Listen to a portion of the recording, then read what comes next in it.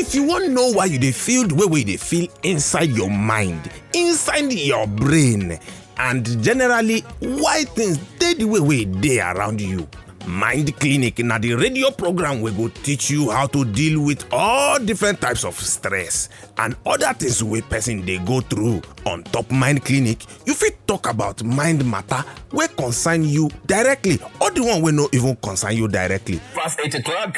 And it's time for the Mind Clinic. The Mind Clinic is a very special program on mental health. I've got my faith person on a Wednesday morning, Chinyere Densi. Good morning.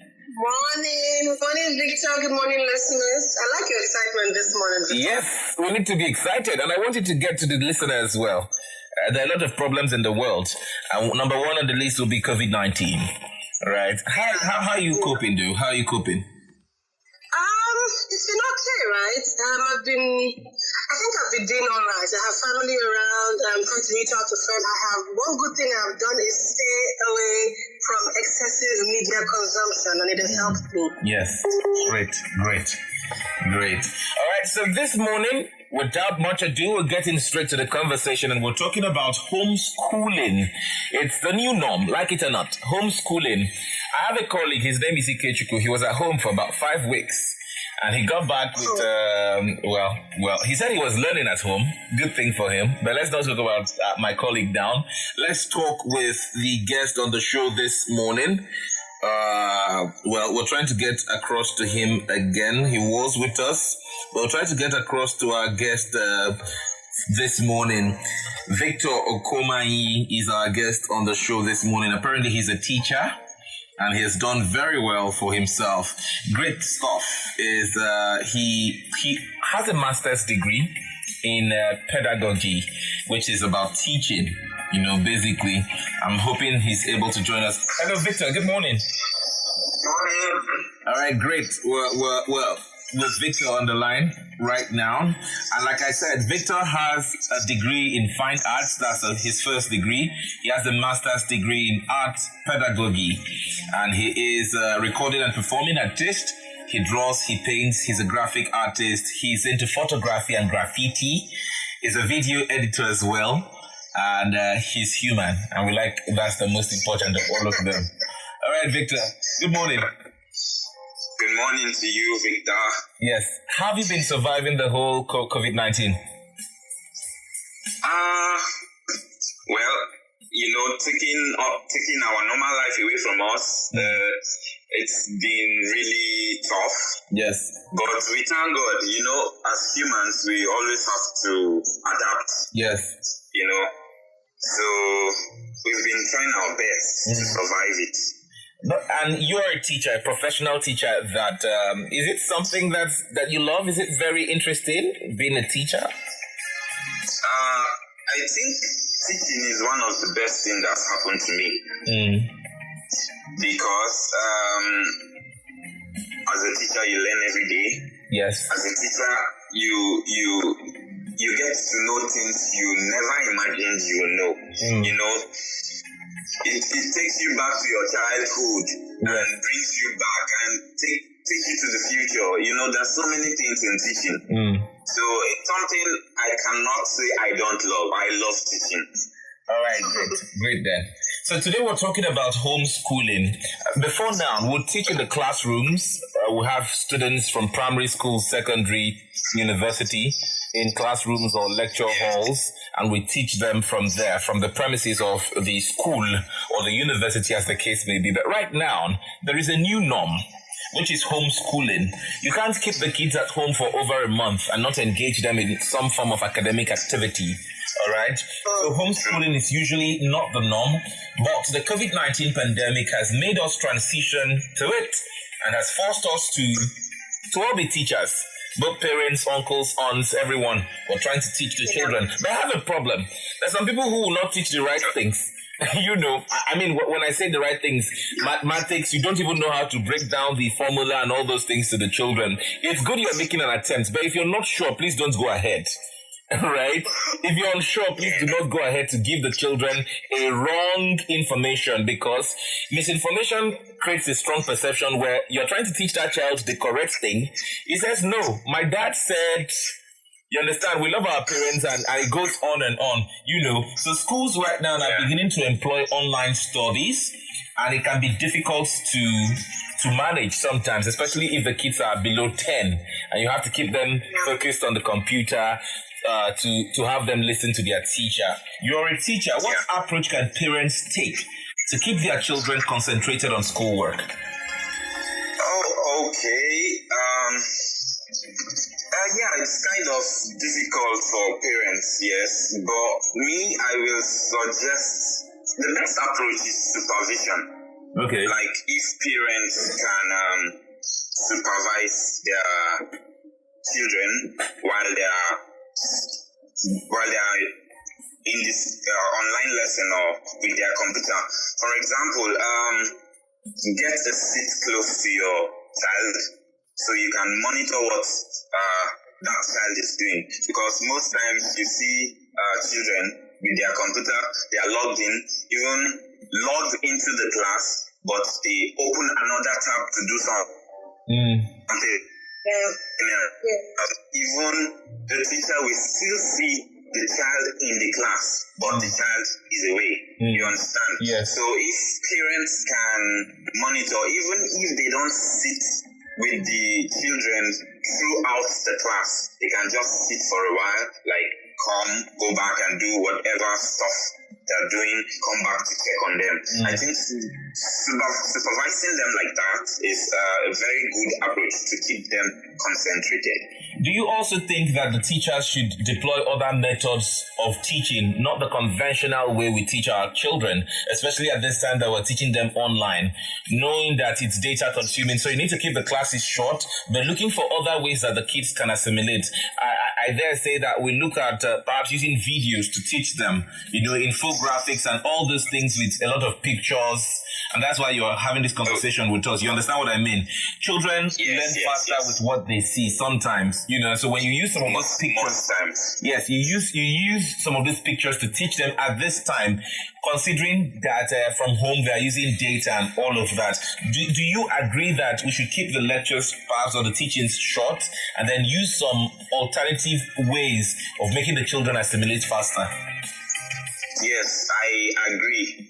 I agree because in short, there's no way you can teach online without videos and pictures. Okay. Because most times it's boring holding on to your children or your students for 10 minutes, 15 minutes with you just talking through the gadget, the computer. You have to make their mind see something else. You have to present a picture to them for their mind to move ahead. Because it becomes boring when you're just talking and they are looking at you. You understand? So there's no way we can even have a successful lesson or class online without videos and pictures. Right. How about the use of, like, I know you're a music instructor, how about the incorporation of creative videos, music and dance, for the younger ones also? Do you think that would also be an effective way of educating them this period and keeping them engaged? Okay, yes.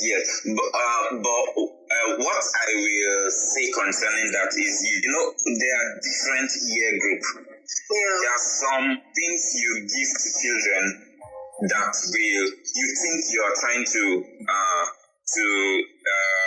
encourage or motivate them, but it discourages them.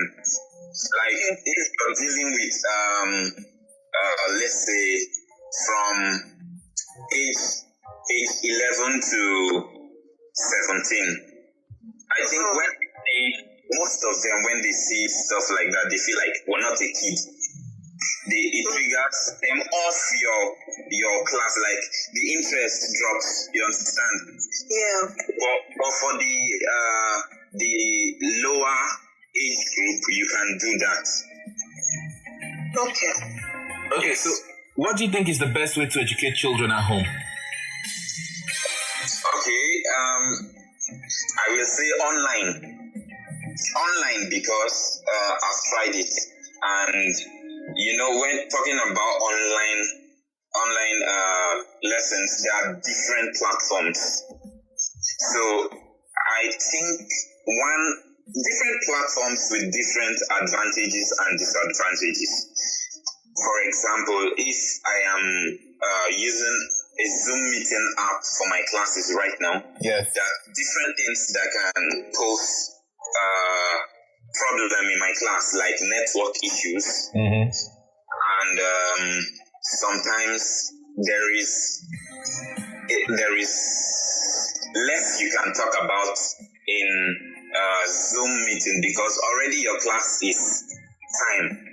You're working with time, and I think the highest.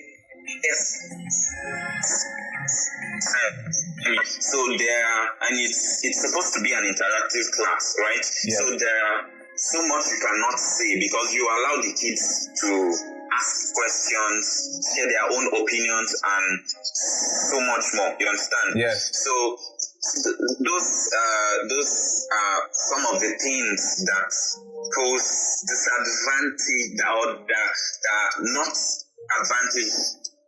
Part of the advantage in Zoom classes, all right, or using that Zoom. Okay, so, we'll come back to you, my good friend Victor Omani. But right now, I'm joined with Perpetual. Perpetual, good morning.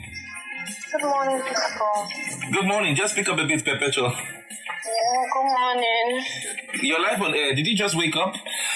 Yes. I'm sorry I woke you up because I need at least 5 minutes of your time before we let you go. Okay. So I know that you're a teacher. The last time we spoke. Yes, I am. Waking up at 8:15 shows that you're not teaching at this time. Perpetual. Yeah. You're still sleeping. No, I'm with you. Okay, so your school, is there any modality to teach children from home? Not yet. Oh, not yet. Okay. But if you were to suggest to them, what's the best way you think can be employed to teach children from home? We're trying to see if we can do online, but I think the facilities are not going to be easy for the parents to put in place. Okay. Yeah. Not all the parents will be able to afford, a computer system and then data. Yeah, for the children and their ages also. Yeah. Okay, you teach in a primary school? Yeah, the primary and secondary as well. Okay. And then now the president has said that we might have a lift next week. Do you think, in all honesty, that it will be advisable or it will be permissible to let the children come to school, perhaps with a nose mask? Do you think still having the kids in the classroom will work at this time? I think before that should be done, all the children should be tested. Yeah. Yeah, they should be tested. If they are going to actually go back to school, they should be tested. For me, I don't think it's advisable for the children to be in school next week. But if they are going to do that, then they should be tested. Then the measures with them will be very strict. Their parents too will make sure that they are very safe. They are going out and coming back to meet them at home. They are always safe because if they can go to school and maybe they get it from their parents who have gone out, touch people and come back and touch them, and they bring it to the other pupils in school. Yes. Okay, so do you also think, very quickly now, parents should begin to teach the children from home since the school has been shut for about 5 weeks and in your school the kids are not learning online? What can parents do to assist, to ensure that they break up the day for their children, not just play all through? Yeah, I think they should try to teach the children as well. Though some of them actually call complaining that the children don't pay attention to them, they do this, they do that, and all of that. Yeah. So I think they can at least contribute the little quarter they know to make the children not just at this time. Keep playing and all of that. I must thank you so much, Perpetual, for your time. You can go back to bed now. You're welcome. All right then, thank you. All right, Chinyarugo and Victor, you heard? Yes, we're still here. Exactly, you heard. There are some schools that cannot afford, the cost for having education online. Yeah.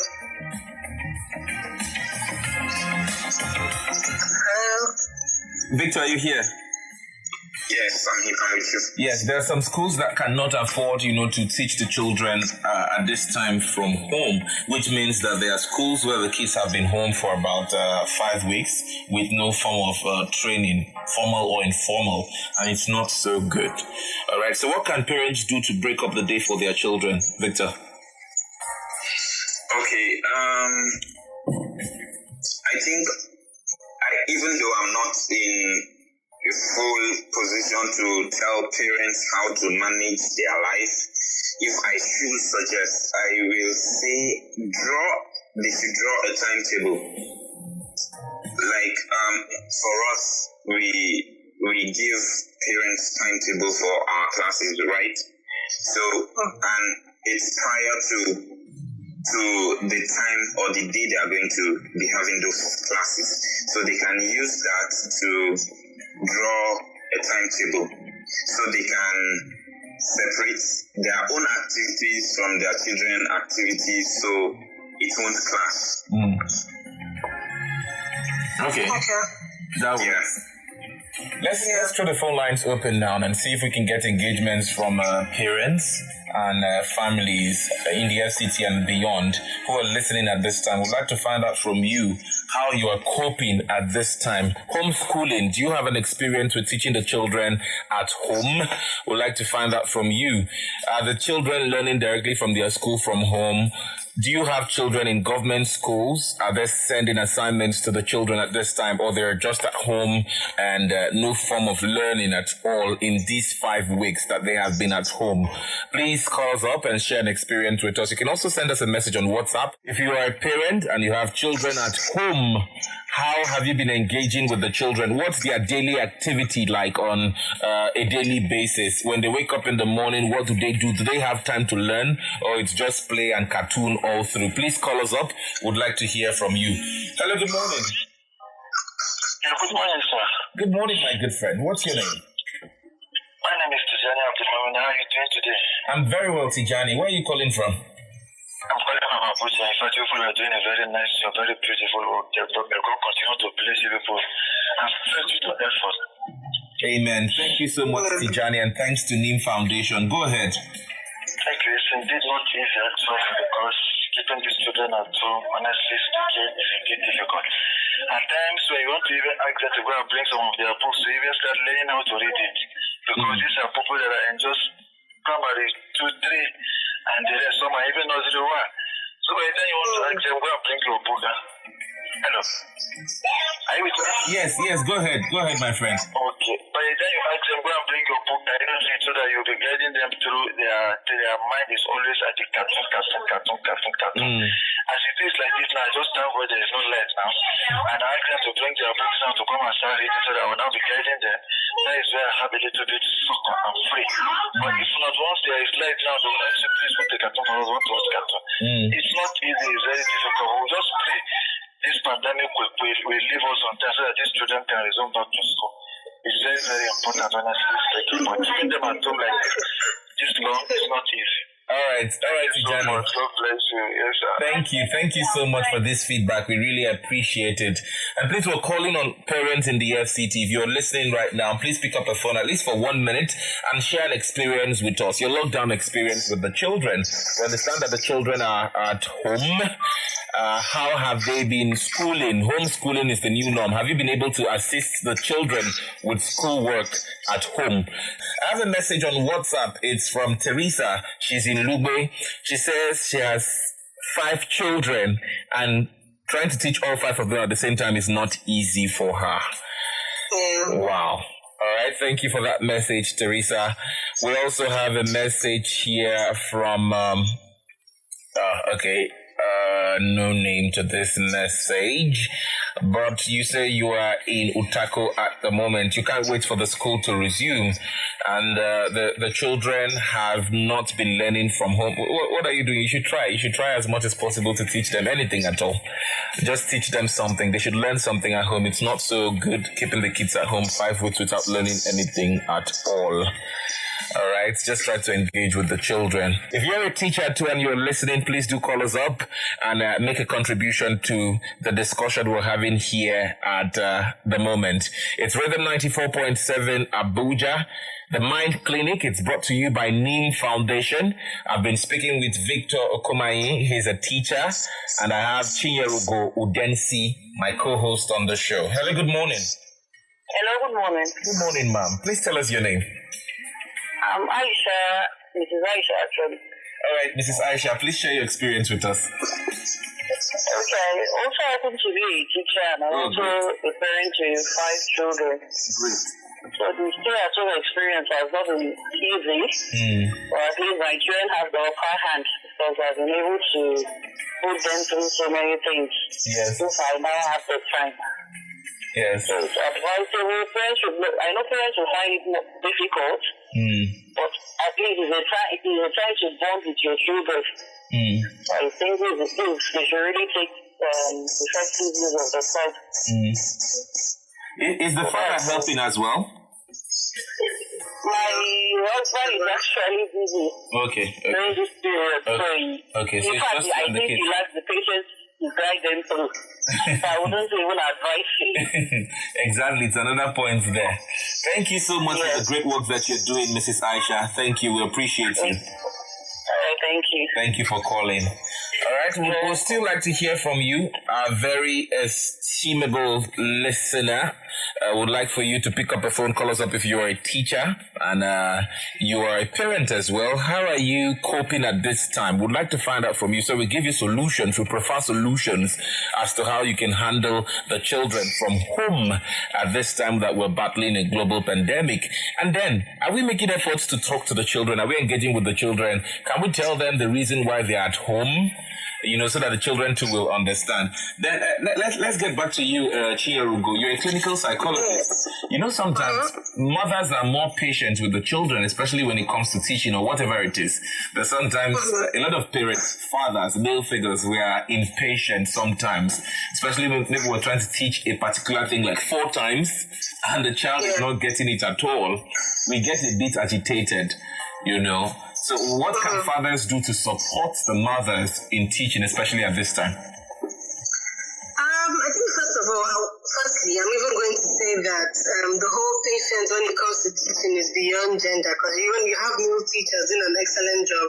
I think it's more about doing something that we perhaps not used to as parents. If you're not used to understanding that you may have to be a bit slower and take it easy with your children when they're learning, then we may not be able to offer the best support. So when it comes to parenting, because from the feedback most people are giving us, we hear that there's some level of difficulty transitioning into being the teacher at home, and then you still have to have your own work at the back of your mind, because some parents are still working while they're teaching. And this is where both parties have to come into play if they are available.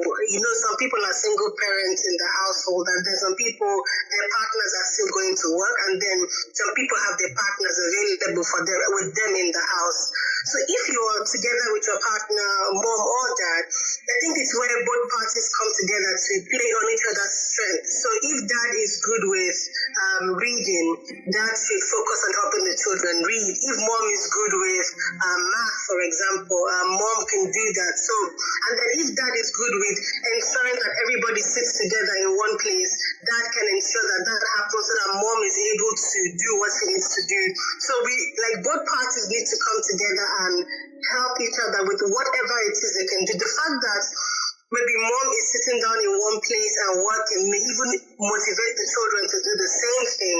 Yes. So my point is that both parties have to come together and do those small things that they know that work in the bigger picture to make it possible for the children to learn. So whatever it is that you think you can contribute to the quota, I think that's what parents can do in this situation to support each other in teaching their children.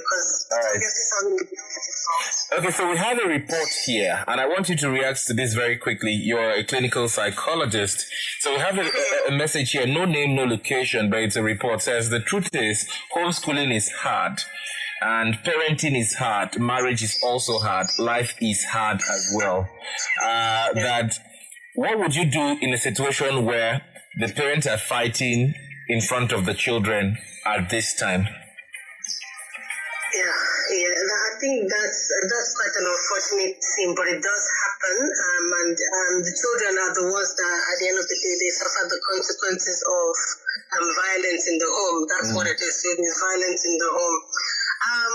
Because of the lockdown, it's a tad bit difficult. And in Nigeria, we don't have systems where the helplines or rescue lines that can come and intervene.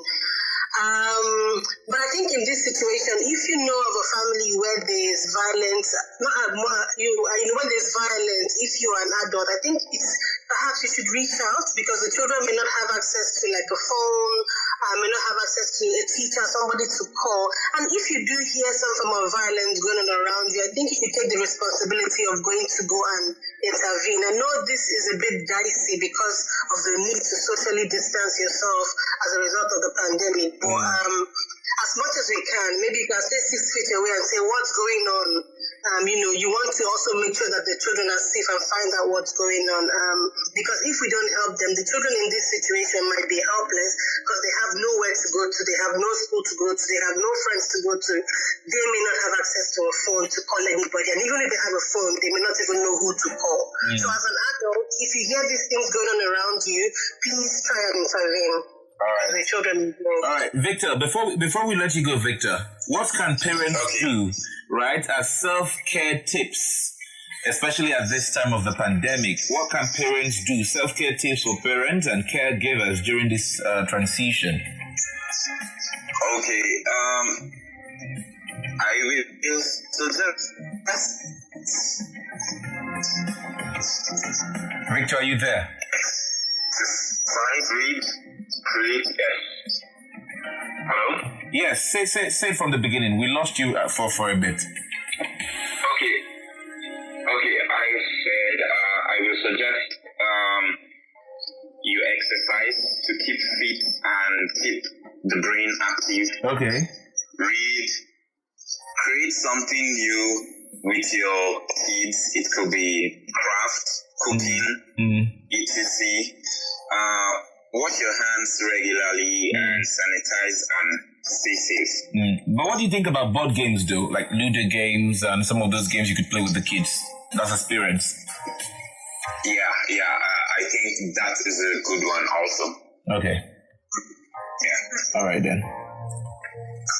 Yeah. Shinyarugo, we're about to wrap up. Yeah, I think it's very important for parents to be kind to themselves. That's one thing we talked about last week, that you should be kind to yourself. You're not going to get it 100%. You're not going to be able to get all the arithmetics properly or the readings properly.